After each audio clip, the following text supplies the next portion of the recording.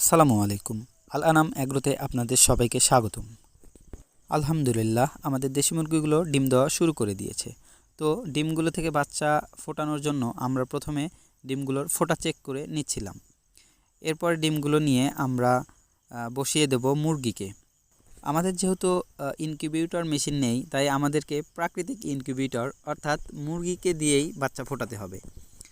ইনশাআল্লাহ ইচ্ছা আছে আমরা ইনকিউবেটর কিনব, কিন্তু ছোট পরিসরে যেহেতু শুরু করেছি, এই কারণে আমরা চাচ্ছিলাম যে আগেই মেশিন না কিনে মুরগির মাধ্যমেই বাচ্চা ফুটানোর জন্য।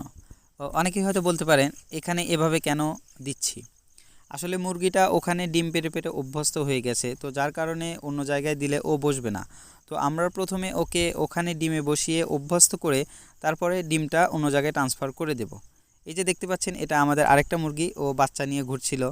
তো ওকে যখন ডিম দিয়েছি, ও ডিমে বসা বাদ দিয়ে বাহিরে দৌড়াদৌড়ি করতেছিল, যার কারণে ওকে বাইরে গিয়ে তাড়িয়ে দিয়েছি। তারপরে ও এসে সোজা ডিমে বসে পড়েছে। বাসায় এভাবে ছেড়ে দিয়ে প্রাকৃতিকভাবে পালা মুরগিগুলো আসলে হয়তো এমনই হয়। এই যে দেখতে পাচ্ছেন, এই যে আমাদের মুরগির ঘরের নিচে ওই যে একটা মুরগি বাতে বসে আছে। ওকে যতই ওখান থেকে সরিয়ে দেয় না কেন, ও বারবার ঘুরে আবার ওখানেই চলে আসে। তো মুরগিকে যখন বাতে বসিয়ে দিচ্ছিলাম, অর্থাৎ ডিমে বসিয়ে দিচ্ছিলাম, ঠিক তখন আমাদের গারলগুলো এসে মুরগিকে জ্বালানো শুরু করে, আর মুরগি ভয় পেয়ে আবার উঠে চলে যায়। আলহামদুলিল্লাহ, এই দুষ্টমির মাঝেই রয়েছে আসলে অনেক শান্তি। আর এভাবেই শেষ হয় আমাদের মুরগিকে ডিমে বসানোর কাজ। সবাই ভালো থাকবেন। আসসালামু আলাইকুম।